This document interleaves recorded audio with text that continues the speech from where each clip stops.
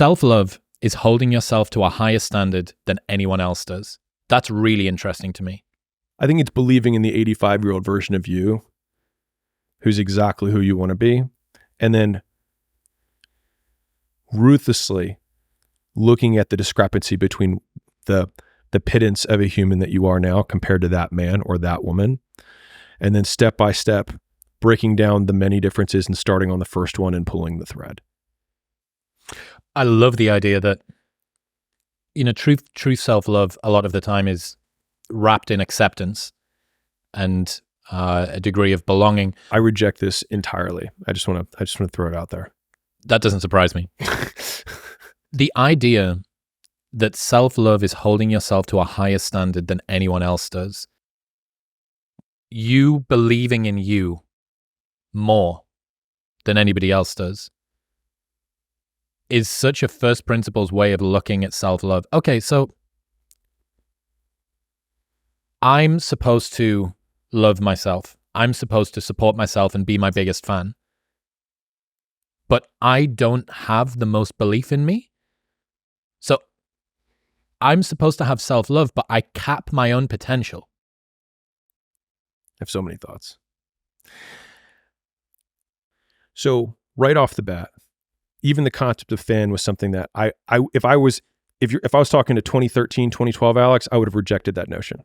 Not like the concept of even being a fan of myself was so foreign to me, it wouldn't have been real to me. And so I'll tell you what that Alex internalized, which was that I didn't need to deserve success, but I could still have it if I did the things that created success. And so it felt like a cheat code where I was like, I can actually be a shitty person and horrible and suck at everything. But if I still work out and I still eat this way, I can still look this way, even though I don't deserve it.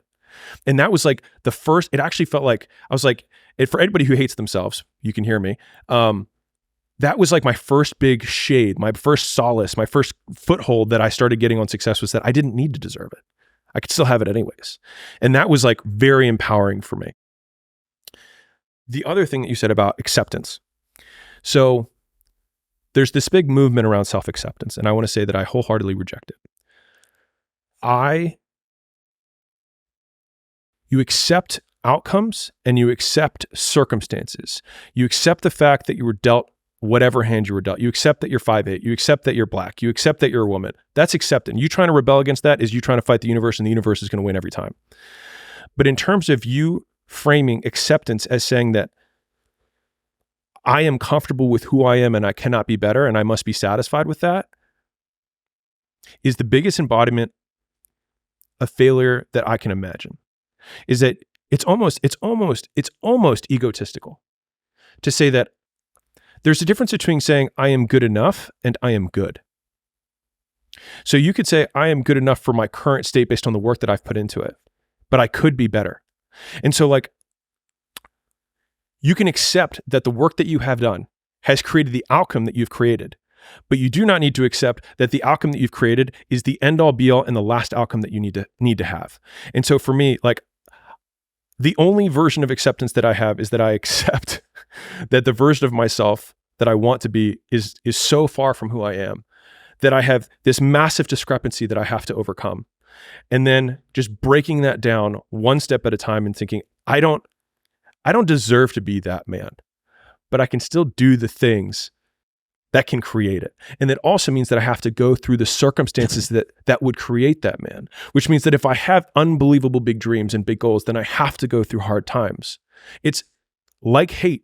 The hard times are a requisite for success. And so if you're going through hard times right now, it means that you're on the path to success. And it's not that you're on the wrong path. It's the feeling of being on the right path. And one of the things that I talk with the CEOs in our portfolio company, and I'm going to bring it back.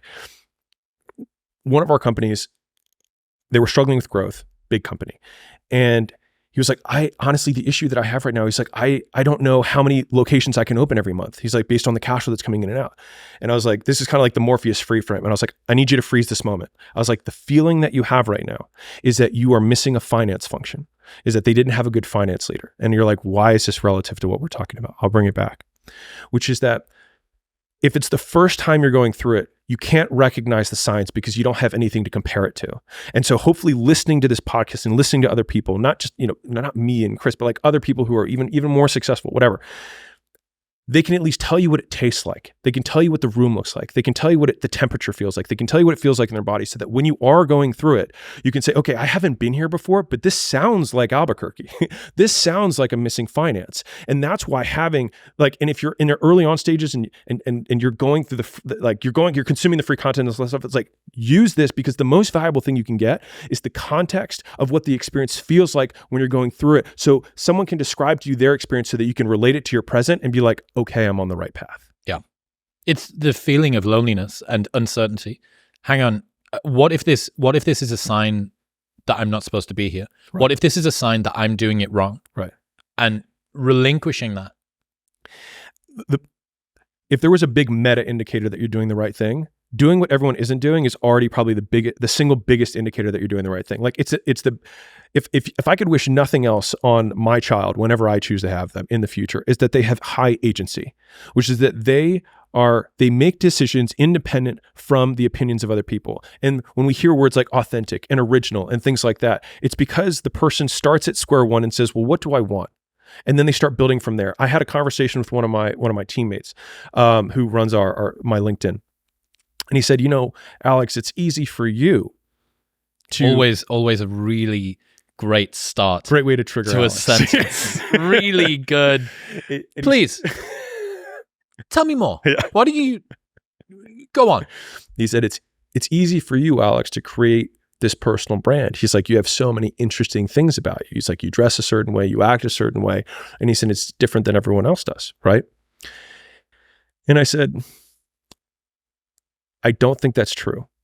I think that everyone has a personal brand that is unique and different, but everyone doesn't look that way because they conform to what they think everyone else wants them to look like. And so the fact that they are boring and they resent the fact that they're boring is because they are living out reflections of what they think everyone else wants them to do.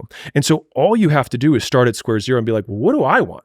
Because I realized after I got out of gym launch that I dressed a certain way for gym launch because I was the head of an entire community of gyms, and it made sense for me to dress that way because I needed to look that part, right?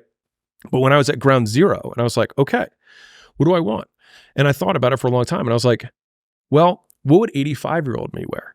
I was like, 85-year-old me would wear probably the most functional thing he could wear, because he doesn't care what his shoes look like. He doesn't care what his shirt looks like. He just wants to be comfortable. And so I just started trying all of the things that I could possibly imagine for shoes, shorts, hats, whatever, to find the thing that I was like, you know what? This is the most comfortable. And this allows me to do the most things in the most rooms without changing. And so people then are like, man, that's so unique. But it was actually just saying, if everyone was gone from existence, what would I do? What would my work be, right? How would I dress? Who would I date? That's a real one.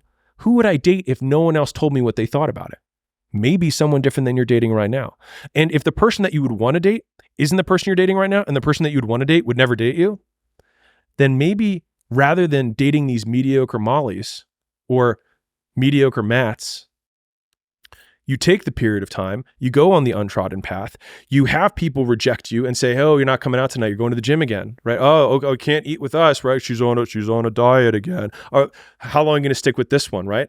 Because the thing is that the stick to it muscle itself is something that you work on. Because if you started diets and you failed, and you started working out and you failed, if you just make it longer every time before you fail, you're still making progress and you're still doing something that everyone else isn't doing. Yeah. And that is the biggest meta indicator that you possibly can, is because everyone sucks.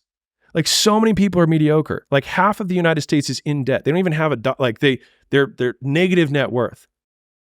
And so, like, just saying different than that, like, the bar isn't high. We'll get back to talking to Alex in 1 minute, but first I need to tell you about Element. Element is a tasty electrolyte drink mix with everything that you need and nothing that you don't. It's a healthy alternative to sugary electrolyte drinks, and it's how I've started my morning every single day for over 3 years. You do not need to have coffee first thing in the morning because your adenosine system that caffeine acts on isn't even active, but your adrenal system is, and salt acts on your adrenal system. Element contains a science-backed electrolyte ratio of sodium, potassium, and magnesium that helps to regulate appetite, curb cravings, and improve your brain function. But best of all, tastes phenomenal. This orange salt is unbelievable in a cold glass of water first thing in the morning, and they have a no BS, no questions asked refund policy. If you don't like it for any reason, they'll give you your money back, and you don't even need to return the box. That's how confident they are that you'll love it. head to drinklmnt.com/modernwisdom to get a free sample pack of all 8 flavors with your first box. That's drinklmnt.com/modernwisdom. Oh, hey, thanks for tuning in. If you enjoyed that clip, then press here for the full 3-hour podcast with Alex. Go on, press it.